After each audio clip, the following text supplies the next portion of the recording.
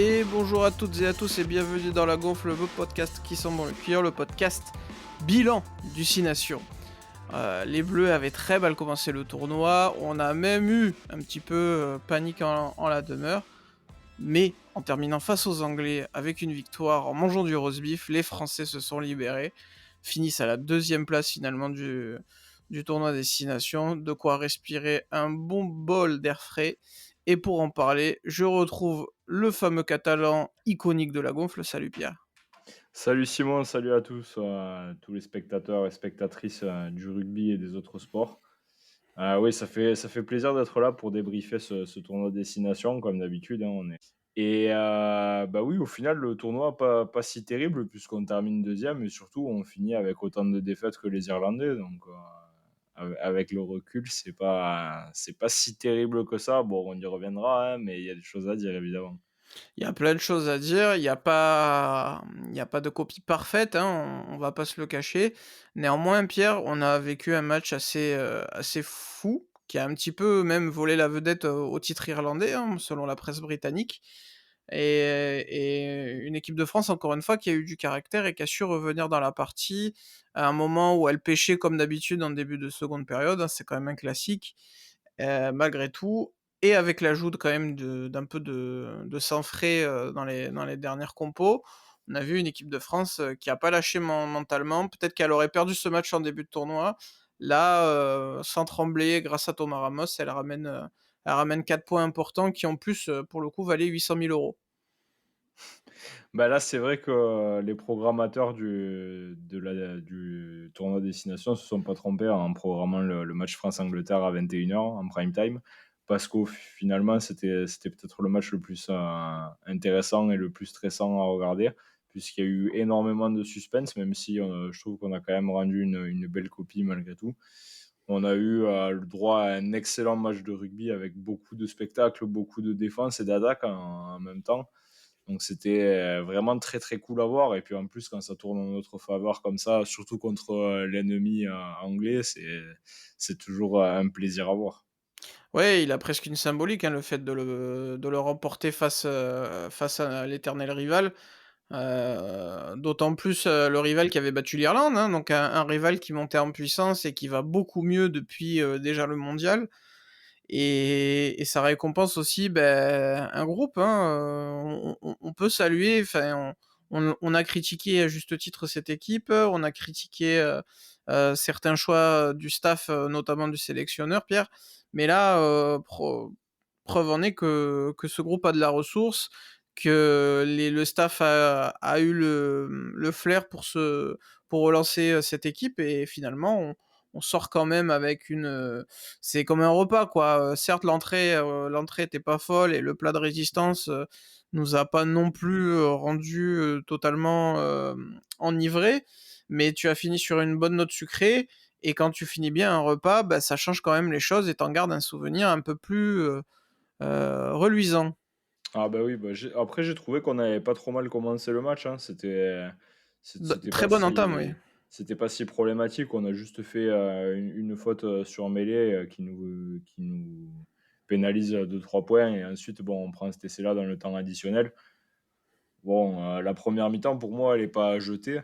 C'est plus vraiment ce trou d'air en seconde mi-temps. Mais d'un côté, quand tu vois comment les Anglais ils sont revenus des vestiaires pour envoyer du jeu, tu peux te dire que quand même, bon, certes, on est à blâmer sur notre retour et sur le manque d'agressivité, mais on a surtout fait face à une équipe d'Angleterre qui a mis du jeu et qui a envoyé beaucoup avec notamment Marcus Smith qui fait un super match alors qu'à la base il était remplaçant. Il se retrouve propulsé, il rentre très très tôt dans le match et il fait le match parfait, hein, entre guillemets, puisque au final ça passe à quelques points à peine de l'emporter. Donc belle performance des Anglais qui nous ont un peu habitués dernièrement à faire des tournois un peu comme ça en demi-teinte à chaque fois où ça finit très fort, où on se dit bon, ça gagnera pas le tournoi, mais ça fait quand même toujours un peu peur. Et donc, on a réussi à se dépêtrer de ce piège-là le score a dû surprendre beaucoup de personnes qui suivent le rugby un peu de loin parce que on était resté sur une grosse victoire en Angleterre l'an dernier. Et cette année, on est passé vraiment à peu de choses près de perdre, quoi. Beh, à tout le monde sauf, je vais flex un petit peu, dans cet épisode, sauf à nous, hein. Je l'avais prédit, dans le précédent Oui, épisode surtout toi, que hein, surtout toi d'ailleurs, parce que moi, j'étais passé à côté, mais c'est une victoire collective, Pierre, l'important c'est le groupe. Mais oui, oui, non, c'était pas forcément, la logique, qui se respectait, mais les équipes arrivaient avec des momentum, totalement différents de l'an dernier. Et puis c'est surtout l'an dernier finalement qui est surprenant parce que même une Angleterre, blessée, on dans le doute, n'en prend pas autant habituellement à Twickenham, hein. C'était la victoire la plus large de l'histoire des Bleus, en oui, bah, oui, Angleterre. c'est sûr que c'était plus exceptionnel que le 33-31 qu'on a vu en dernière journée du tournoi, hein. C'est ça, c'est ça. Bon, on va faire un peu le bilan. Pierre, qu'est-ce que tu retiendrais de ce tournoi, qui a marqué des points, qu'est-ce qui t'a le plus plu dans le jeu français? Et dans un deuxième temps, qu'est-ce qui t'inquiète et quels sont les axes d'amélioration? Je pense les connaître parce qu'il y en a qui sont pas nouveaux, mais peut-être que tu en as observé d'autres qu'on n'avait pas forcément avant. Bah, alors, les bonnes surprises et les excellents points à noter du tournoi destination, pour moi, c'est la montée en puissance de Le Garec, qui est vraiment, en train de prendre, j'espère, prendre la place, de remplaçant privilégié d'Antoine Dupont. On verra la suite, et les choix du coach, mais pour moi, au vu de son tournoi, ça va être difficile de ne pas lui donner plus de temps de jeu. L'excellente surprise, bah, Léo Barré qui a fait un très, très bon match aussi contre l'Angleterre où il a marqué un essai, très bien joué. Les axes d'amélioration pour moi, ça va pas être une surprise. Je pense, ça va être au niveau de la première ligne et du renouvellement puisqu'on arrive, sur une fin de cycle, notamment avec Winnie Antonio. Il va y avoir du travail, pour trouver des successeurs et C'est clair. pour trouver, chaussure à notre pied à ce niveau-là. Après, c'est vrai que malgré tout, enfin, quand on voit les personnes qu'on a alignées en remplacement, bah, c'était pas si terrible, hein, à chaque fois. Enfin, on a eu un Sébastien Taofifénois qui a fait des bonnes entrées. Georges-Henri Colombe qui fait pas un mauvais match contre les Anglais non plus Qui a en marqué beaucoup de points remplacement. même, je pense. Après, voilà, on est à des postes où on va être, où on va devoir faire des tests à l'avenir. Moi, je pense peut-être qu'on pourrait, penser à appeler et à sécuriser Tevita Tatafou de l'Aviron Bayonnais qui fait vraiment, une super saison cette année Et et qui qui a montré son désir de rejoindre les Bleus c'est plutôt que ça. son pays d'origine. Exactement et qui en plus est quand même, assez jeune, donc il va quand même pouvoir apporter, du sang frais et quelque chose de nouveau. C'est rare d'ailleurs, hein, je d'avoir un joueur avec une telle, puissance et un tel impact à son poste, alors qu'il a que 21 ans. Donc je pense que peut-être pour la tournée, il faudrait essayer de l'appeler et de le sécuriser avec nous, quitte à lui laisser encore un peu de temps, sur les feuilles de match en jouant en finisseur plutôt que de le bombarder de suite, un successeur de Winnie Antonio, mais il y a du potentiel pour ce C'est poste clair. de numéro 3. Donc, ça va être un axe de travail. Après, là, l'avantage, c'est qu'on va finir par récupérer les Dupont et Ntamak. Donc, on va peut-être pouvoir retrouver la stabilité qui nous manquait et la cohésion, sur les lignes, arrière. Donc, ça va être sympa à voir, prochainement, quoi. Je sais Ouais, pas je ce suis que toi assez t'en penses d'accord. au niveau des axes de travail. Peut-être que toi t'en vois d'autres, hein. Bah, je suis assez d'accord avec tout ce que tu as souligné, ça me semble assez évident. Je rajouterais que malgré tout, c'est très intéressant pour ce groupe d'avoir vécu sans sa charnière et probablement 2 de ses allez, 3 à 4 meilleurs joueurs. Je noterai le très bon tournoi très consistant en tout cas, le plus consistant je pense des Bleus de François Cros, Ouais, qui est François Cross, il t'a fait un tournoi, ouais, c'est bah, clair que surtout que c'est un garçon qui était plus ou moins en ballottage, quand tu prends toute la possibilité en troisième ligne, les Jelon, bon, qui s'est blessé, mais Jelon, Olivon, Aldrit, Cross, derrière tu vas avoir aussi de plus en plus, de monde à l'appel. Il y a déjà Boudéan, on sait que Macalou des fois, est appelé, je pense à Castro Ferreira à terme et cetera, et d'autres. Tu te retrouves quand même avec du choix et un peu de luxe et François Cros n'est pas forcément, le premier nom qui aurait été tiré, pour une compo. Finalement, il a été absolument fantastique. On voit aussi peut-être, le côté bénéfique de joueurs qui ont été un petit peu blessés au cours des derniers mois, qui ont pas eu des saisons totalement complètes et qui ont un peu plus de jus. C'est quand même quelque chose que je noterai. Ce qui m'énerve et je sais que tu l'as beaucoup souligné tout au long du tournoi, mais c'est, l'absence de progression au niveau des ballons hauts, des coups de pied à suivre où nos réceptions sont encore un peu, catastrophiques, hein, on va pas se le cacher. Penaud notamment est souvent en difficulté.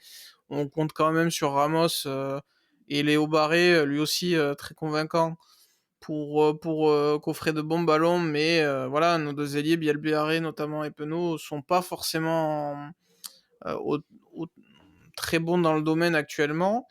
Ouais, Dans Barret, le il a apporté vraiment quelque chose à ce niveau-là, parce que je suis pas sûr de l'avoir vu tomber un ballon ou Moi perdre non un plus, duel ça me en parle l'air. pas. C'est C'est après sa peut-être taille aide arrivé, mais c'est beaucoup, hein. rare, quoi. Sa taille aide beaucoup, mais c'est sûr qu'il apporte vraiment à ce niveau-là, hein. C'est ça et puis, voilà, je pense que dans la tête, du staff qui aime les joueurs polyvalents, la performance un peu forcée de Thomas Ramos en demi d'ouverture a été très convaincante et très plaisante et je pense dans leur tête va même s'imposer peut-être en deuxième solution d'ouvreur derrière Ntamack, si Jalibert, n'arrive pas à sortir des de meilleures copies, sous le maillot bleu, bien que son profil d'attaquant reste unique, hein, encore une fois, c'est quand même une arme à ne pas négliger. Mais moi, ça m'a presque donné envie de voir, un Ramos 5/8 dans un alignement un peu à l'anglaise avec, Ntamack en 10, parce qu'on avait essayé de le faire avec Jalibert, Ntamack, on s'est très vite rendu compte qu'au niveau international, ça passait pas. C'est passé chez les jeunes de mettre un Ntamack en 12, mais là, ça serait compliqué. Ramos qui est un arrière, donc a l'habitude de défendre, fort, sans choisir vraiment le profil de l'attaquant qui arrive et qui est un très bon attaquant, hein, parce que clairement c'est un 3e centre, hein, sur des phases de jeu à Toulouse comme en équipe de France. Oui, c'est ça, c'est ce que j'allais te dire, c'est déjà plus ou moins le cas dans l'organisation offensive à Toulouse. On en joue déjà beaucoup, ouais, de sa polyvalence et de son organisation. Ben c'est ça et puis ça comblerait un peu un problème parce qu'on se rend compte qu'on a de très bons 13, hein, de Porter à jouer en 12 et ça a été plus compliqué. On sait qu'on a Gaël Fickou, qui lui aussi a été étincelant, au fur et à mesure que le tournoi, avançait.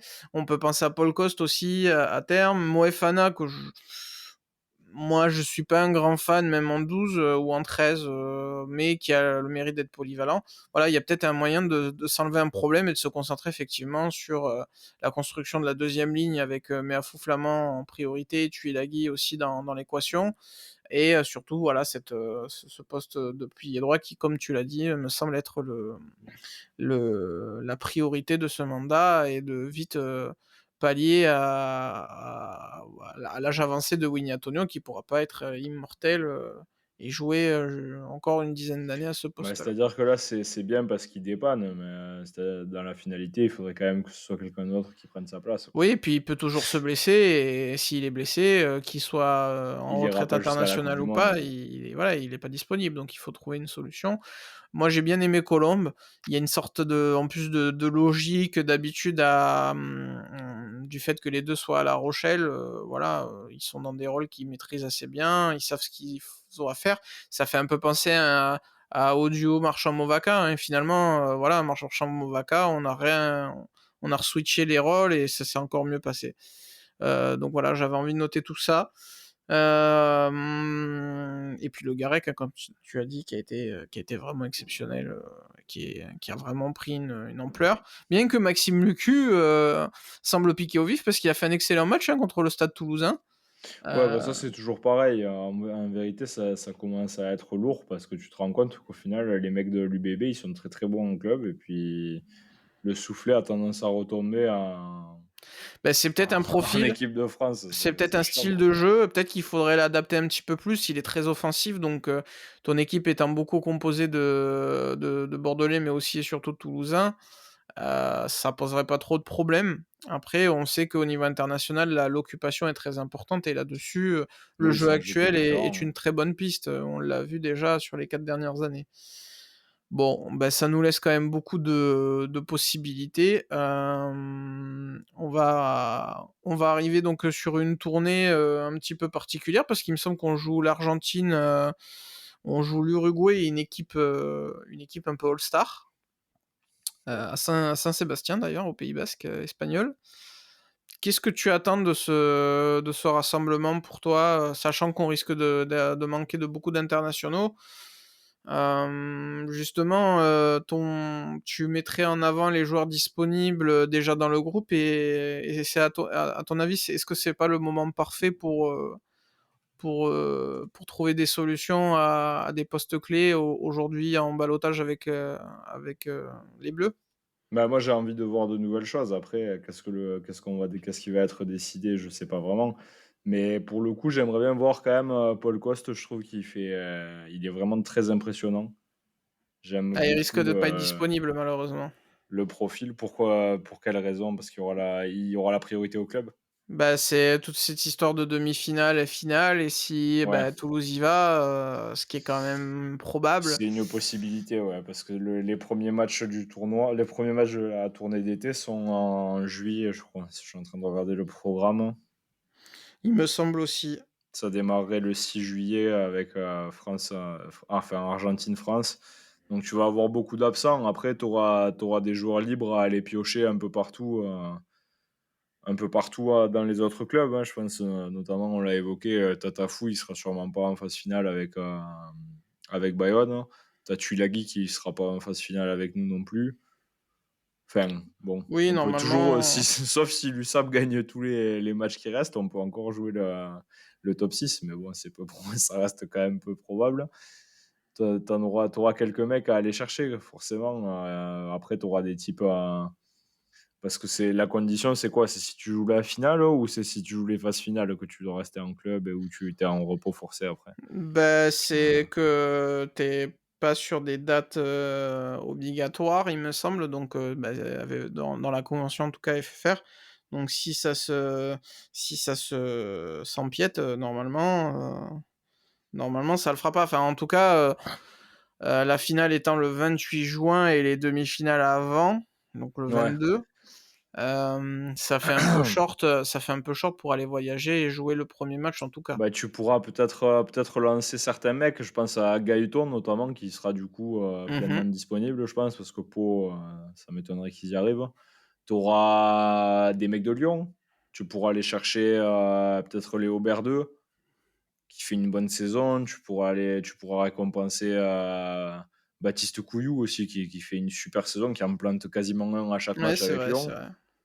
Enfin, il y a quand même matière à Tu à peux chercher en relancer dehors du top tu 6, hein. tu peux essayer de relancer du Mortier, hein, aussi, qui sera Bah, sûrement ouais, disponible.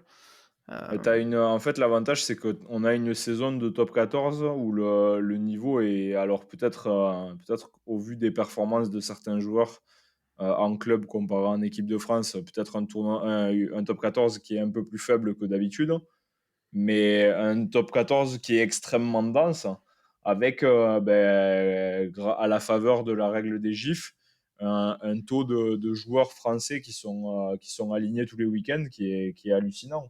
Donc tu vas avoir des mecs à aller chercher parce que potentiellement, tu auras des équipes comme peut-être La Rochelle ou Toulon qui seront pas dans le top 6. Bon, je pense que Mmh. malgré tout, il y aura pas de surprise à ce niveau-là, qu'on devrait rester sur le classement actuel. Mais t'as de très bons éléments à aller chercher à Castres, hein, enfin à Clermont aussi. Aujourd'hui, on n'a pas vraiment de soucis avec le fait d'aligner une équipe test, entre guillemets, qui soit compétitive. Oui, puis là, pour le coup, vu qu'on parlait beaucoup du poste de numéro 3, en pilier droit, il va falloir être inventif parce qu'on peut quand même s'imaginer La Rochelle et Toulouse, du côté de Bordeaux. Je crois que c'est à Bordeaux les demi-finales et puis ensuite, au Vélodrome à Marseille. Ce qui veut dire donc Antonio Colombe, Aldeguerri, qui sont les trois 3 récemment utilisés, qui pourraient pas être disponibles ou en tout cas pas dans une forme optimale. Ça laisse l'obligation de justement d'aller chercher d'autres profils. Mais il est vrai que ça va être compliqué de prévoir à l'avance un groupe, étant donné que, j'ai lu aujourd'hui, je crois qu'entre le 6e et le 13e, il y avait 6 points ou 9 points.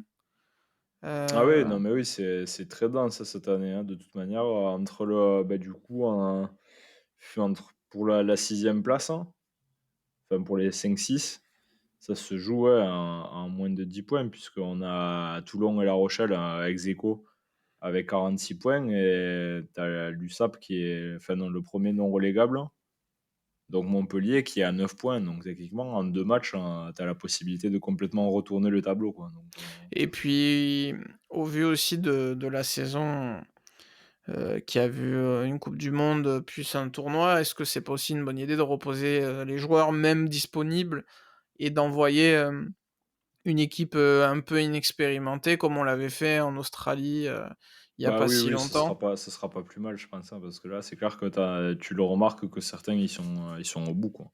Ben c'est que alors là, c'est ma grande question, c'est au vu de, au vu du tournoi final, même si, le premier match, on a pris un 38-17, une qui sonnait comme une leçon d'école face à l'Irlande, faut pas oublier qu'on était quand même à 1 de moins. Est-ce qu'on est si loin de l'Irlande que ça? Moi, j'ai quand même l'impression au vu d avec un peu de recul qu'on pas forcément, déjà parce qu'il nous manquait des joueurs, mais aussi parce qu'il nous manquait sûrement du jus et plus on a avancé dans le tournoi, plus l'état de forme a semblé se croiser entre les 2 équipes et dans l'optique de, bah, de se relancer dès la tournée d'automne aussi avant, mais le tournoi 2025, ça me paraîtrait, pas mal de de reposer nos hommes, Heu, parce que enfin voilà, on voit à quel point, le rugby international est beaucoup plus énergivore que le reste et il faut ajouter à ça le reste en plus donc ça me paraît un peu compliqué. Heu, il va y avoir aussi un sujet hyper important. Comme tu l'as dit, il va y avoir les retours de Dupont, d'Ntamak, on peut penser à Jelon plus tard, Ramos qui retrouverait donc, plus un postulat à l'arrière. Mais, on parle de postes où quand même malgré tout on a vu de très bonnes performances et des remplaçants qui ont très bien, servi, la cause, hormis peut-être au poste de 10 où en plus, le pauvre Jalibert se blesse donc il peut pas être jugé totalement sur ce tournoi-là, sachant qu'il est absent au moment où l'équipe va mieux. Heu et je sais pas si on peut vraiment tirer une leçon, totale du fait de son absence que l'équipe aille mieux, hein. Je pense que ce serait un peu déloyal. Mais, Ouais, c'est pas très réglo vis-à-vis de lui, ouais. bah, c'est que je l'ai un peu entendu par-ci par-là, pas non plus de manière trop, comment dire? Ferme, mais l'entendre un peu, être envisagé comme ça. Comment tu perçois les choses?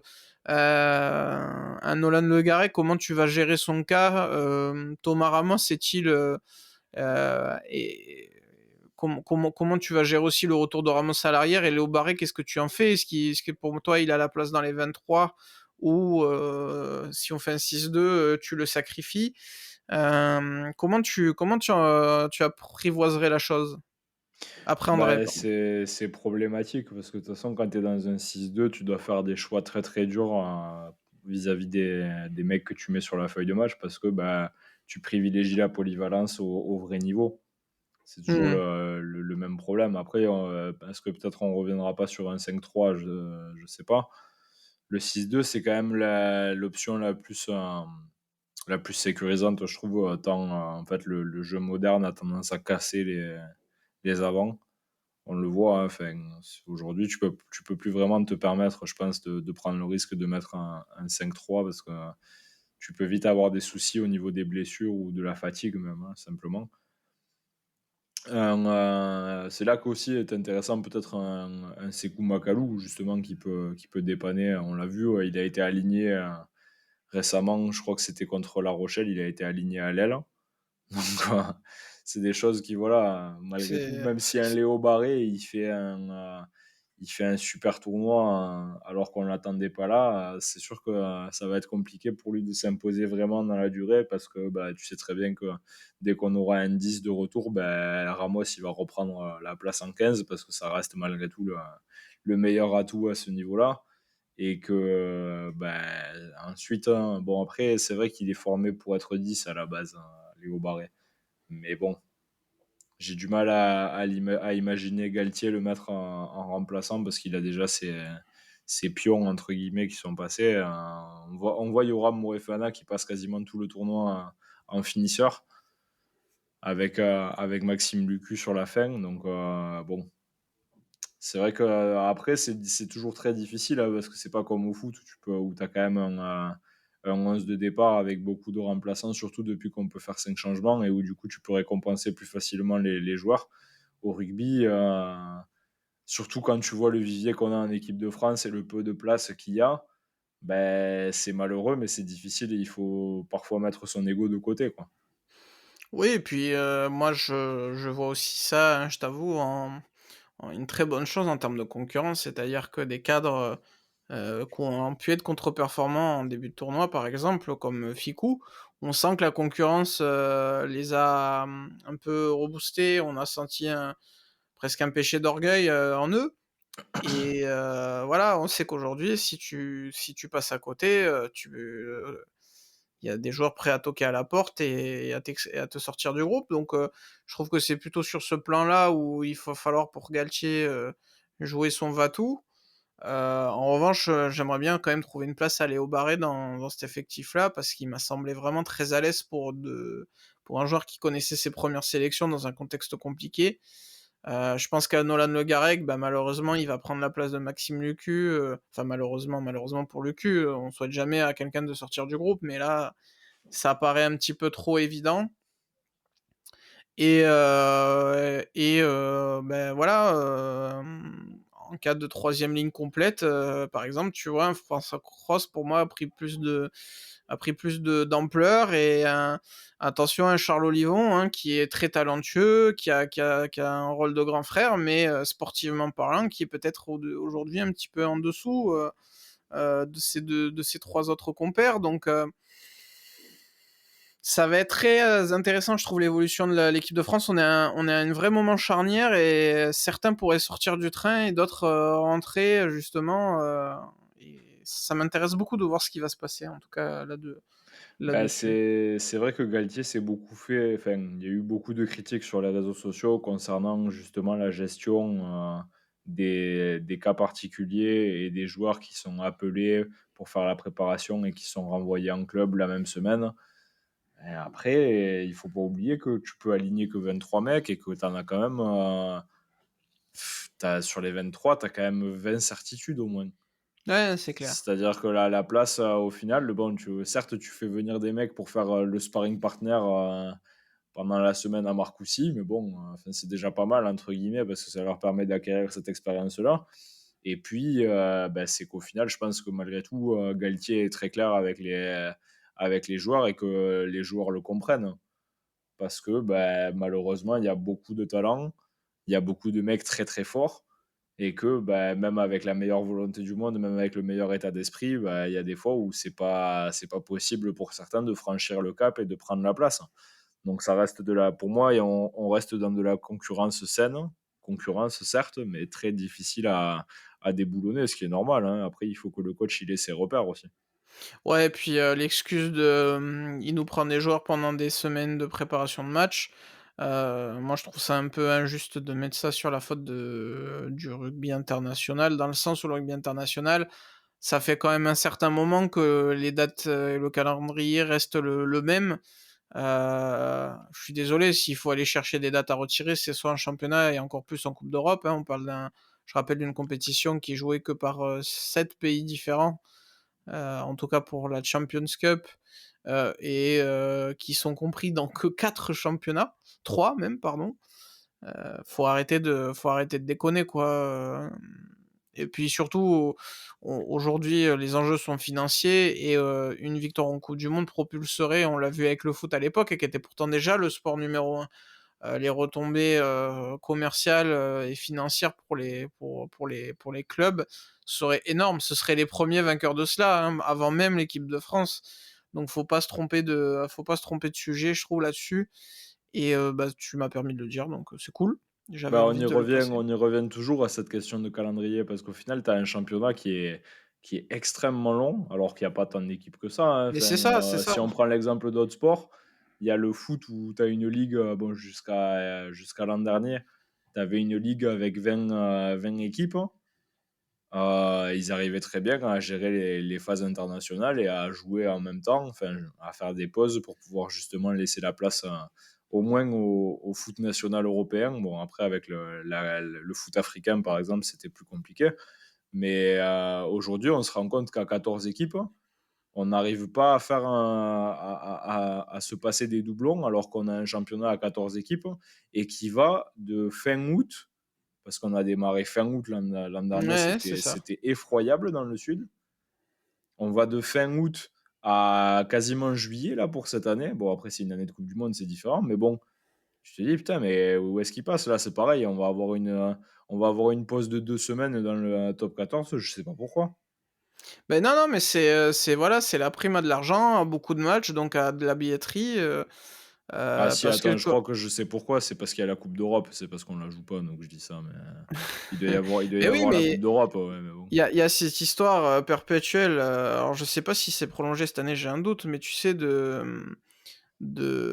match aller-retour là, puis après ça repasse en match unique, ça ressemble à rien et comme je te dis, voilà, il y a 20 équipes, je crois. Tu joues dans 7 pays, enfin, il y a un truc qui va pas. Si on veut trouver des dates, on peut les trouver. Enfin, voilà, aujourd'hui, une coupe d'Europe à 16, elle serait pas ridicule, même à 12, hein, j'ai envie de te dire. Et elle perdrait pas en prestige, elle gagnerait peut-être même en droit TV parce qu'on sait en plus que Canal, par exemple, aligne pas parce que c'est pas rentable de produire beaucoup de matchs. Je pense que la coupe d'Europe qui est quand même pas acquise en France comme la compétition numéro 1, c'est plus encore le championnat. Voilà, si on veut faire des choix et trouver des solutions, on peut et puis tes doublons, tu peux plus les mettre sur bon là, il y a sur la tournée, comme on a fait sur la coupe du monde, que sur le tournoi. Enfin, au bout d'un moment, faut être aussi pragmatique. Mais ça, je t'avoue que j'ai du mal à comprendre un peu comment ça fonctionne. En plus, il y a un Boxing Day. Enfin, c'est un éternel débat, mais voilà. C'est sûr que c'est un frein au développement du rugby français, cette guéguerre et les nerfs FFR. Bah, c'est ouais, c'est surtout un problème pour nous parce que contrairement à beaucoup d'autres pays, on a un championnat déjà domestique qui est très dense. C'est ça, Donc c'est ça. forcément, c'est nous qui en pâtissons et le problème, c'est que, bah, si s'il faut renégocier quelque chose, ça sera sûrement pas le PCR, qui fera de concessions. Ce sera à nous de nous réorganiser en tant que championnat national, sauf que ça, la ligue, elle y est pas prête, je pense, ou du moins pas de suite, quoi. Non, oui, ça paraît compliqué. À la limite, un format où tu divises les 14 équipes, peut-être, mais autrement que comme ça, je pense que c'est mort. Bon, ben, on va l'année prochaine jouer, 3 fois à l'extérieur. Pierre, est-ce que bon, c'est un peu tôt, mais est-ce que tu sens cette équipe capable de rebondir et d'aller chercher un titre, dans l'année la plus compliquée des 2? Enfin dans Bah, la partie, je vais aller jeter un œil s'il y a le calendrier qui est sorti, il me pour l'année semble qu'il est prochaine. sorti, oui. Il me Je semble vais qu'il est essayer sorti. de le trouver. Mais déjà, ouais, on peut dire que, bah, ce match contre l'Irlande en Irlande, il risque d'être tendu encore, hein. Il va être épique, Il y oui. a il y a pas vraiment de toute façon, il y a pas vraiment de surprise dans le tournoi. On sait ce qui se passe, hein. Et donc on va démarrer par la réception du Pays de Galles, hein, C'est ce qui va ça, nous permettre justement de pouvoir peut-être commencer par moins dur que prévu, mais ensuite on va enchaîner 2 déplacements. Bon, l'Angleterre, ça va déjà être tendu, mais l'Italie, il faudra pas se louper parce que, bah, l'Italie, ils sont en train de se sentir un peu peut-être pousser des ailes, mmh. donc ça va être très compliqué. Et donc je dis qu'on enchaîne 2 déplacements, mais en fait c'est 3 en vérité, hein, puisqu'on va enchaîner l'Angleterre, l'Italie et Oui, l'Irlande. Donc il va pas falloir se louper à ce niveau-là parce que on fait les sinon 3 voyages d'un coup, je trouve ça un peu moche d'ailleurs, mais ouf, bon, ça va être très tendu, mais bon, au moins on va voir ce qu'on vaut et ça va être un vrai test pour le mental de l'équipe parce que là, si ça tourne mal, enfin, ça va être compliqué de pas aller, d'éviter la cuillère de bois, quoi, hein. ah mais ce que je trouve bien si tu veux, c'est quand même de pas avoir ton premier gros match, d'entrée.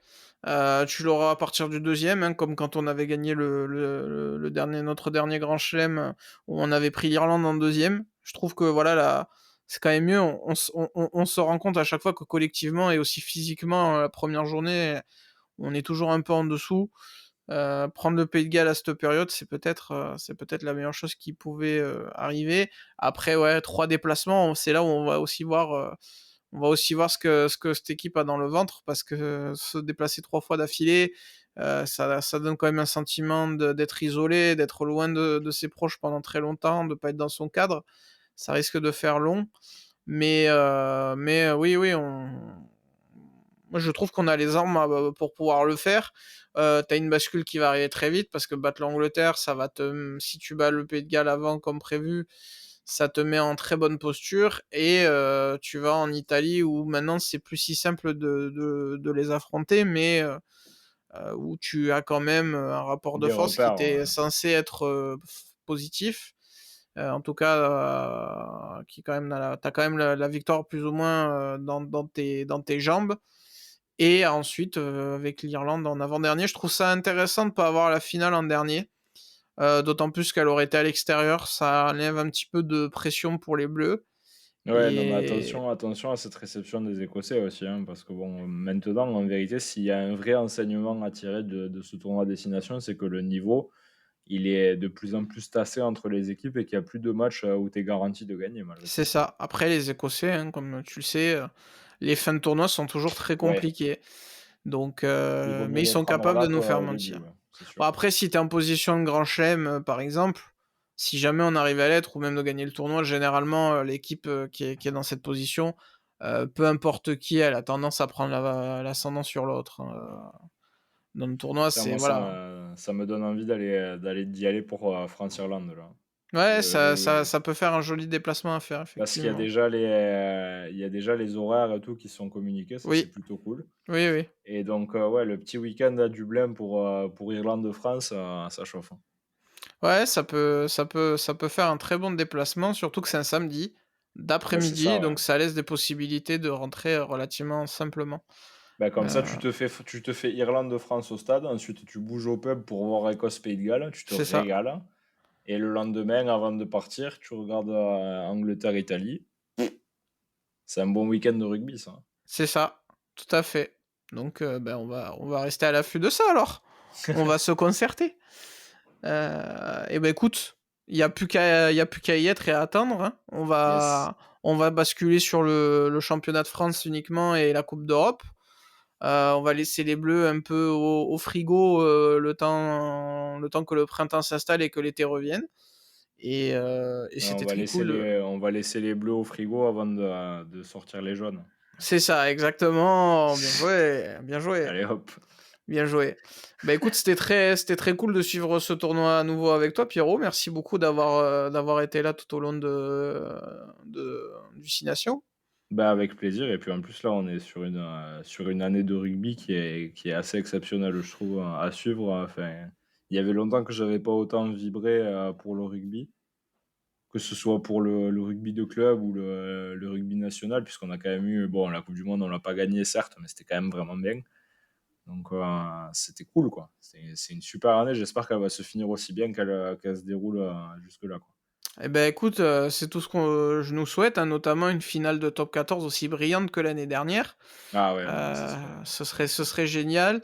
À Marseille, Heu, en plus. oui, tout à fait. Peut-être encore, je te le souhaite pas, je te souhaite d'être sauvé avant, mais peut-être encore un barrage victorieux pour l'USAP. Ouais, ouais, pour l'instant, on y pense un peu moins parce qu'on essaye de regarder en haut, mais ouais, c'est quand même une possibilité malgré tout, hein. Et bah, la Gonfle sera en direct du GGL Stadium justement pour un match très important dans cette lutte, pour éviter le barrage entre, le MHR et l'USAP. Eh oui, la tribune, Twickenham latérale gauche, va vibrer au cœur Plus de des 700 Catalans à l'heure actuelle, hein, ouais, prévus, hein. sans les groupes de supporters, donc ça risque d'être intéressant à suivre, ouais. Ça donnera une sacrée ambiance et ben, On va on bien s'amuser, ouais. on se donne rendez-vous sur la Gonfle évidemment pour suivre tout ça. Le football va faire son retour. En plus, les coupes d'Europe vont commencer à rentrer dans le vif money du time, sujet, dans ouais. le voilà, on a enlevé le caprin de la viande et on va rentrer dans la côte de bœuf, donc ça c'est assez génial aussi et ben, on vous invite à nous suivre sur les réseaux pour suivre aussi un peu plus, cela au quotidien et on se retrouve, très vite. En attendant, ben, faites du sport, hein, vivez le sport à fond, mais surtout, surtout soyez heureux, c'est le plus important. Ciao, ciao.